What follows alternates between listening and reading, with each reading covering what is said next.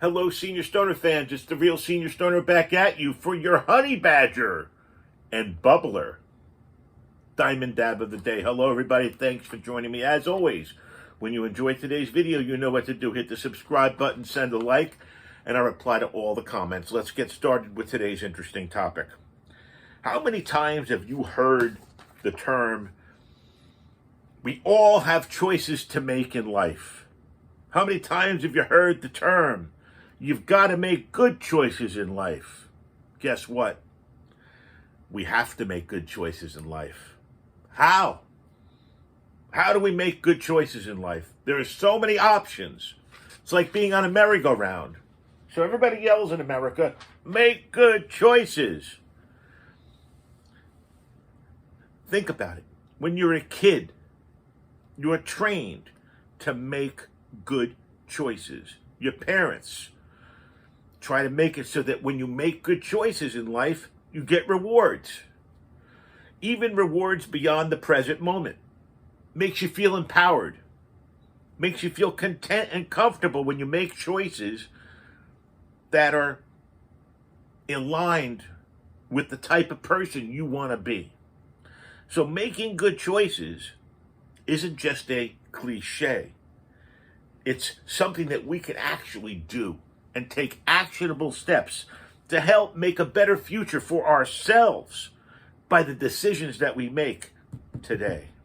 So what makes something a good decision? What makes something a good decision really depends upon the person asking the question and the situation. But there is some science to it, so we can define what constitutes a good decision. In medicine, a good decision is one that has subjective and emotional knowledge on a topic, but's able to anticipate what would happen in a different scenario. What that means is they make a good decision based on empirical knowledge and on the hunch. Good decisions at the basic level are something that we're pleased with the outcome of, and obviously does no harm to anybody else. So at the end of the day, when you do ask that question, you got to take some time to answer it,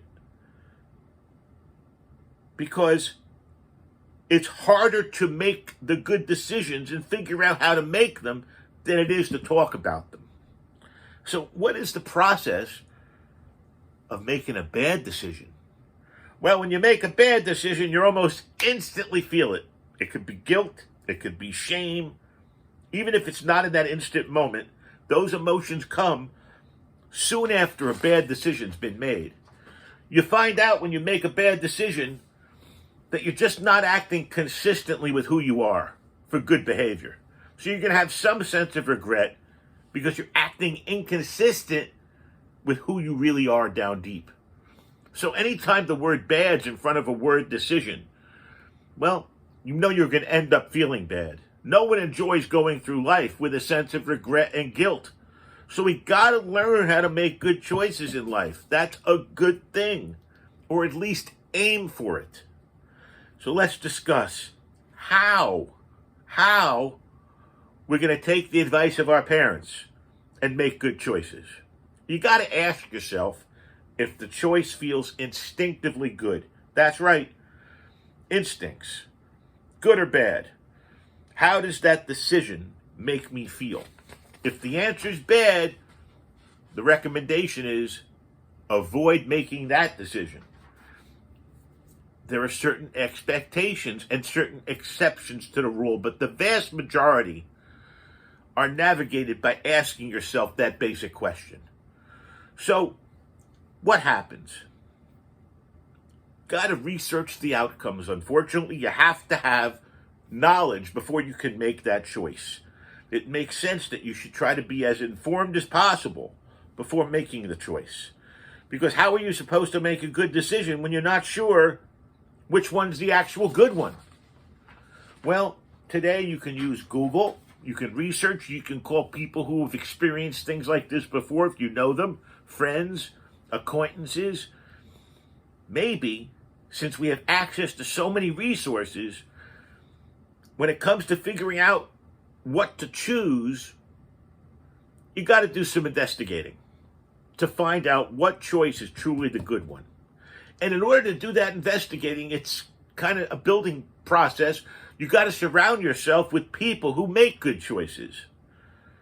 So think about what I said recently. You lay down with dogs, you get fleas. You hang out with people that are doing terrible things. You hang out with people that are committing crimes. You're going to do terrible things. You're going to learn to commit crimes. If you hang out with people that study, people that work hard, people that get up early, go to bed late, and they are honest people, you'll start feeling like, wait a second, maybe that's my personal vision for life. Maybe I'm not stuck in a rut, and maybe, even though I'm unsatisfied, I should find a new gang of friends that do those nice things. What about becoming more informed about people we admire? Think about it. History's full of people that made good decisions. They're also full of people that made bad decisions.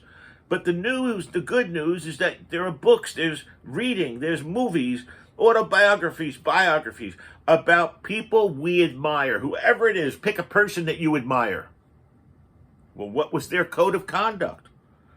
What was their personal choices that they made? So, whether it's Abraham Lincoln or Mickey Mantle, whoever you want to think like, you know what? There's a reason his face is on the $5 bill, and the reason we recommend that we remember, there's a reason we recommend we remember Mickey Mantle. So everybody has options. You got to learn from the bad choices. What I try to do, my therapist gave me this suggestion. When I want to make a choice and I'm irritated, the choice is go at it right now. You lay that on your nightstand overnight and you look at it again in the morning, and maybe you're not so fast to go, I'm going to go at it right now. So sometimes it's best to just take a break, take a moment, make a choice after you've had a little time to not look at the situation. There are many ways to do this. What I'm basically saying is we don't have to lumber around anymore.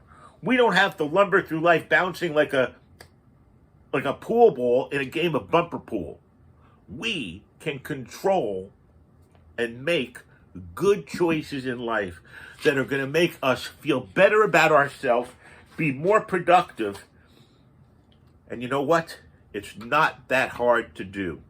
This is the Real Senior Stoner. We're going to do a little sativa diamond right now on our honey badger and say good morning to everybody. First of all, I want to thank everybody for being here. As you know, I appreciate each and every one of you. I hope you've been staying tuned for my reviews. I'm going to be putting up a bunch more in the near future.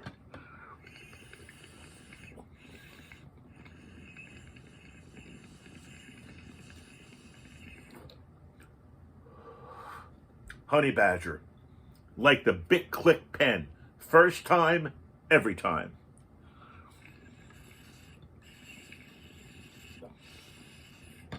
Or Marlin Perkins and Timex watches.